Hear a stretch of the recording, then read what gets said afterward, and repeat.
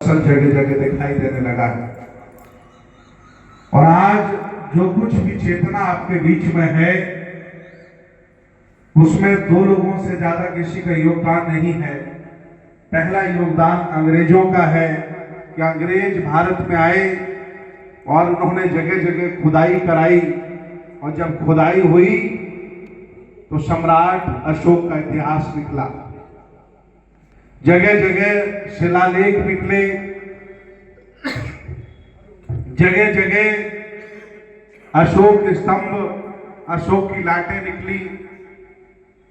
तब जाकर के पता चला कि एक स्वर्णिम काल भी भारत में रहा और वो सम्राट अशोक का रहा, और अशोक तथागत बुद्ध के अनुयायी थे।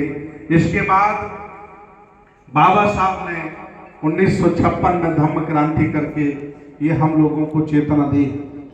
तो आज पूरे भारत में बहुत धीमी गति से मैं कह सकता हूं कि विचारधारा चल रही है, विचारधारा रेंग रही है, लेकिन मृत प्राय नहीं है। मंच पर बहुत लोगों ने कहा कि लोग कम आए।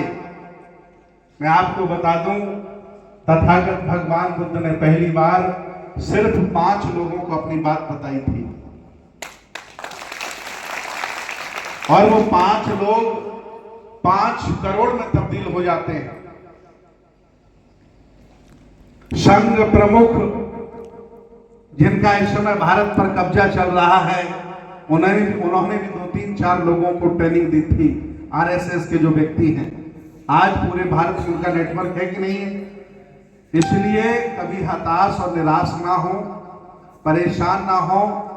भीड़ हमेशा उसके साथ चल पड़ती है जो लोग सामाजिक, धार्मिक, राजनीतिक, आर्थिक और शैक्षणिक ताकत अपने साथ लेकर के चलते हैं। और आज भी ऐसा ही है। भले ही आज भारत में आपकी 100 करोड़ की आबादी है,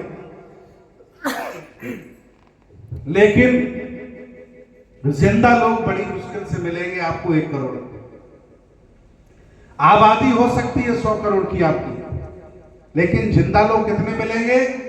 1 करोड़। और जिन्हें आपने अपना दुश्मन माना है, या वो वैचारिक दुश्मन है भी, अगर उनकी संख्या 20 करोड़ है तो उसमें 19 करोड़ जिंदा लोग मिलेंगे। आज लड़ाई वैचारिक आंदोलन की है।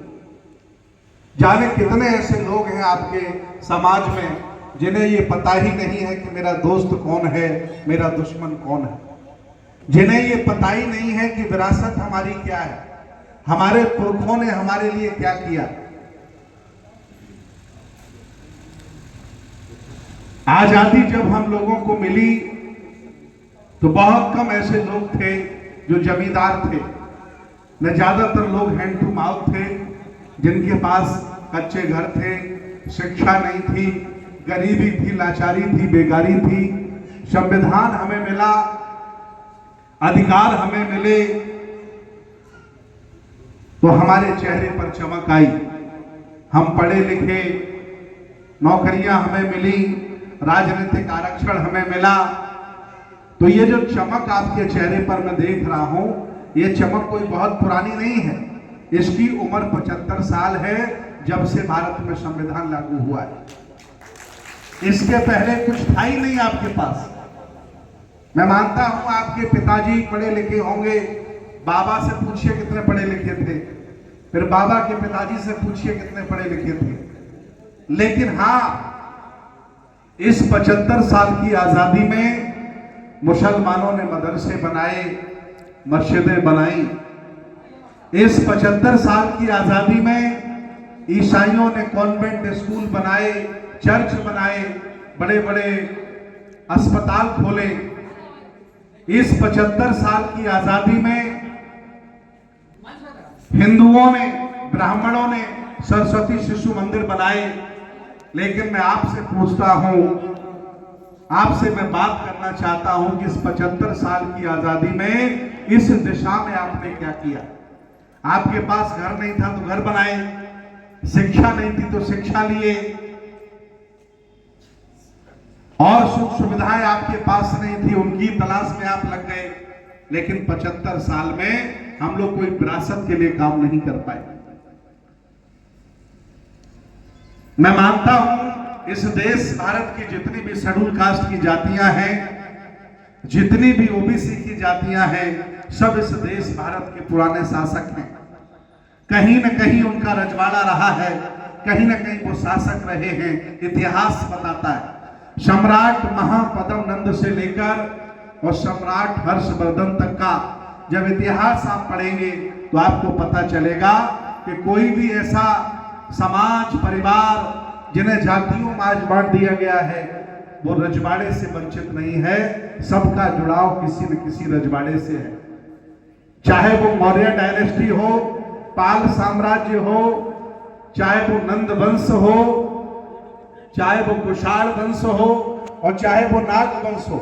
सभी हम लोग कभी न कभी इस देश के शासक रहे और ये बात हमारे पुरखे जान गए थे। हमारे पुरखे ये बात जान गए थे कि हम लोग इस देश भारत के पुराने शासक हैं, हम लोग इस देश भारत के पुराने राजा महाराजा हैं, पुराने बौद्ध हैं, क्योंकि 1250 साल सम्राट महापद्म नंद से लेकर हर्षवर्धन तक 1250 साल का काल आपका रहा। पूरे भारत में आपने 84,000 बौद्ध मठ बनवाए, कुएं बाबरे बनवाए, बड़े बड़े मठ बनवाए, बड़े बड़े किले आपने बनवाए। तक्षशिला, नालंदा, उदंतपुरी, विक्रमशिला जैसे विश्वविद्यालय भी आपने बनवाए। जब आप शासक थे तो पूरी दुनिया के लोग आपके यहाँ पढ़ने आते थे, क्योंकि आपने शिक्षा को बेहतर किया था। और जब आज आप शासक नहीं हो, भारत के लोगों को विदेश में पढ़ने जाना पड़ रहा है, क्योंकि आज ऐसा कोई विश्वविद्यालय भारत में नहीं है। टॉप 100 में भी कोई विश्वविद्यालय भारत में नहीं है। इसलिए जब जब आपको मौका मिला, क्योंकि आप समण परंपरा के लोग हैं, मेहनत करके खाने वाला, मेहनत करके कमाने वाला, क्षमता में विश्वास रखने वाला और सबको साथ लेकर चलने वाला आपका खून है, आपका जीन्स है। इसलिए आपने इस देश को हमेशा बनाया है, इस देश को बेहतर बनाया है। यहां सब कुछ बना करके आपने दिया है, लेकिन चतुर चालाक लोगों ने आपको जातियों में बांटा, आपको वंचित कर दिया शिक्षा से, आपको वंचित कर दिया सत्ता से, आपको वंचित कर दिया अच्छे भोजन से, अच्छे लोगों की संगति से, और सामाजिक तिरस्कार दे दिया कि आप नीचे लोग हो। और धीरे धीरे धीरे धीरे पतन होता चला गया। एक शासक धीरे धीरे निरीह प्राणी बन गया तो उसके पास कुछ नहीं बचा। विचार करिए, भगवान बुद्ध आए हमारे बीच में संकल्पवान बनकर। यहां जितने भी लोग बैठे हैं, अगर